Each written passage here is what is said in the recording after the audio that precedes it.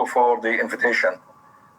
Food security, if it's defined by FAO, food security exists when all people at all times have physical and economic access to sufficient, safe, and nutritious food. So that's the definition of FAO.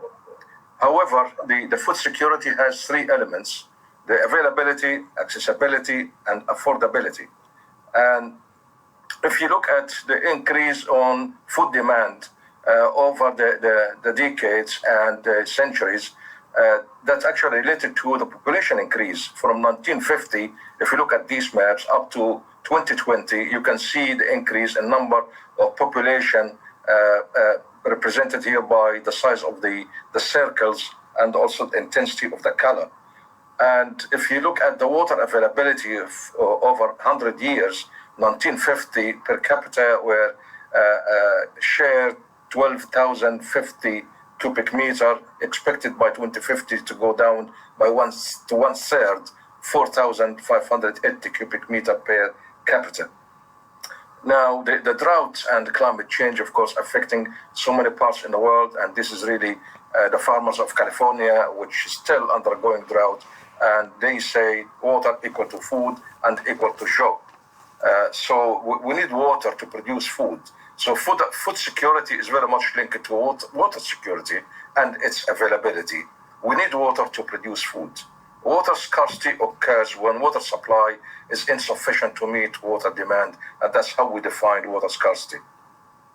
And the water actually is not only linked to food, but also linked to the energy, because we use energy to pump water from ground, from the rivers, from dams and reservoirs, and also for desalinating water or treating wastewater. So the energy and water and food, they are interrelated within the nexus. And the aim actually nowadays is for us to produce more crop per drop per kilowatt and per unit area of land. That's really the new concept, and we are working towards that. There has been a huge pressure on water resources recently, and that's due to the increase in population, increasing demand for food, diets changing, greater demand for thirst crop, meat and dairy products, and also increased demand for out-of-the-season crops like melon, strawberries, with greater below water demand. Changing climate with more frequent drought events and increased demand for biofuel crops. So these are actually putting more pressure on our limited water resources. Then the climate change adds another dimension and adds more pressure to food security. Now, if you look here at the possible impact of climate change, that we are expecting to have a falling crop yield, and especially in developing regions, we are going to have yield dropping. And also when it comes to the water resources, especially in the Mediterranean, there will be a significant decrease in water availability in many areas of the Southern Africa and the Mediterranean region. And also we are expected to see more extreme events like droughts. And that's really happening right now all over the world. And we have a number of challenges to face. One is the limited water resources. Water use expected to increase by 50% by 2050. Limited productive land, which is 30% of the irrigated land, are degraded already. And the limited nutrients such as phosphorus and potassium, these two elements are mined, they are not really manufactured. And there are a handful of countries in charge of these two elements, phosphorus and potassium. And we need to recover these two elements seriously. Competition between biofuel and food waste, we waste about 40%.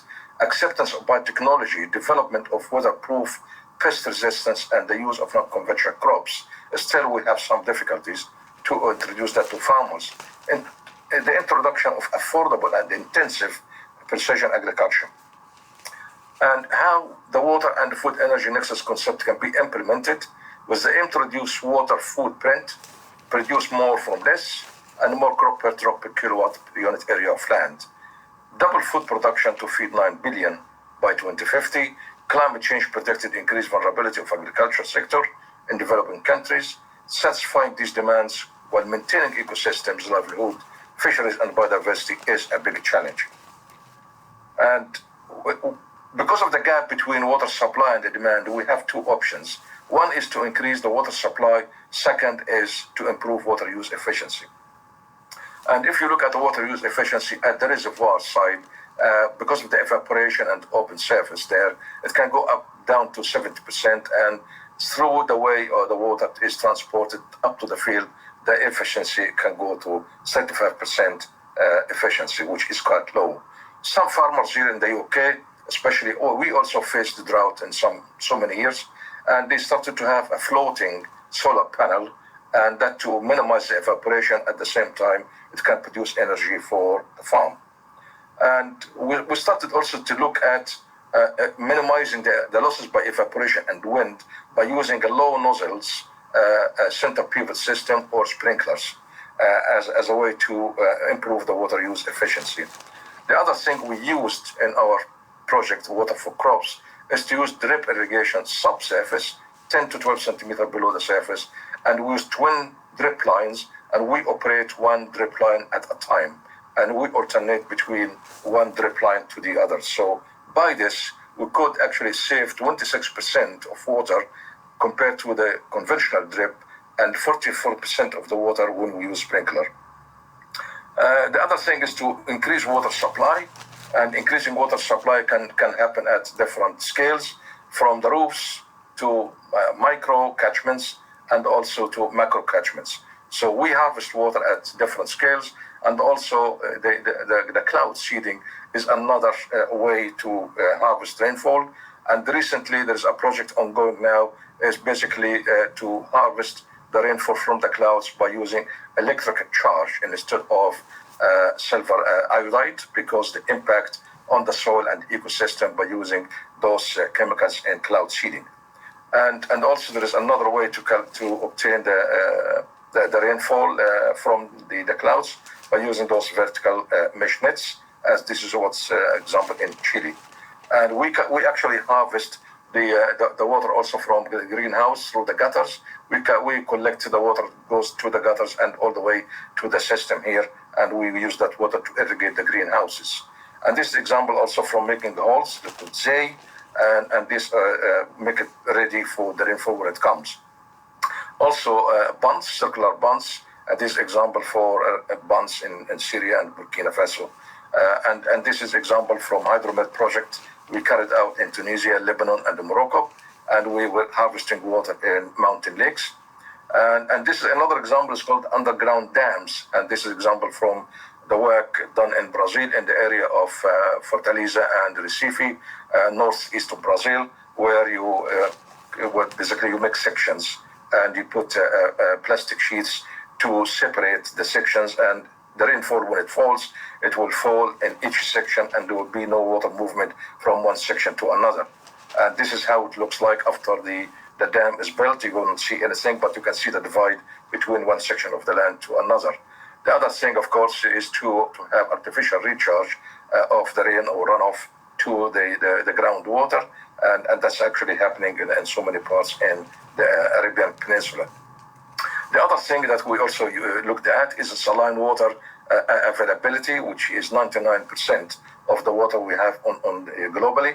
And we started to use that saline water as is, without desalination, to grow tomato in Egypt and in Syria, and also in Malaga, cherry tomatoes here in Malaga. And we used actually saline water without the need to desalinate that water.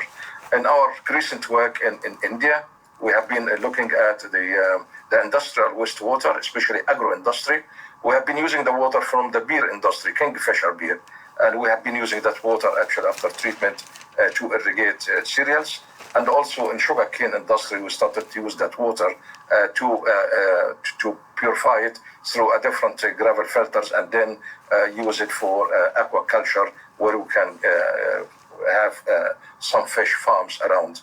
And also we could use, as this is example from work done in Egypt, where we could use the drainage water of fish farms to irrigate. And that's actually example of a paper that won the publication award of ICID in 2018. The other thing we did is small scale in situ water treatment. And this is example of decentralization of water treatment. So we actually treat the water where we can collect it from small communities. And actually this is the way forward in so many Arabian countries. And we have here, with the help of Grundfos company, which is Danish company, we could treat the water in ship containers system. Inside that, we'll have the filters, ultraviolet, and all the treatments takes place in there. And you can get a clean water ready for use with the drip irrigation system. Also, the use of non-conventional crops, we tried that, and we always recommend that to use less water consuming crops, drought-tolerant crops, rain-tolerant crops, use rotation of deep and shallow-rooted crops, heat and cold-tolerant crops, and well-tolerant crops. And we used amaranth and we used quinoa as salt and drought-tolerant crops in so many countries, in Tunisia, in Morocco, and in Egypt, and in Turkey, and also in the UK. And they were actually quite successful, 2 crops, less demanding on water and productive and nutritious. And also we are following as well a proper field management to minimize the evapotranspiration and to conserve the soil moisture. And we are actually recommending suitable tillage practices by conservation tillage, and also precise input monitoring system, and agro-environment wildlife strips at the edge of the field to enhance pollination rate. And actually we found that actually increasing the yield in that farm where we do some experimental work as well. So it is really recommended, and the Ministry of Agriculture and Fisheries in the UK, they pay the farmers quite some amount of money to allow the edge of the field to be left for as a strip for wildflowers to enhance pollination and increase the yield, and also enhance the wildlife. And this is an example of conservation tillage in that farm, and it reduces evaporation and increases the organic matter, reduces the erosion, and also reduces the runoff and improve wildlife. And I'll stop here and thank you.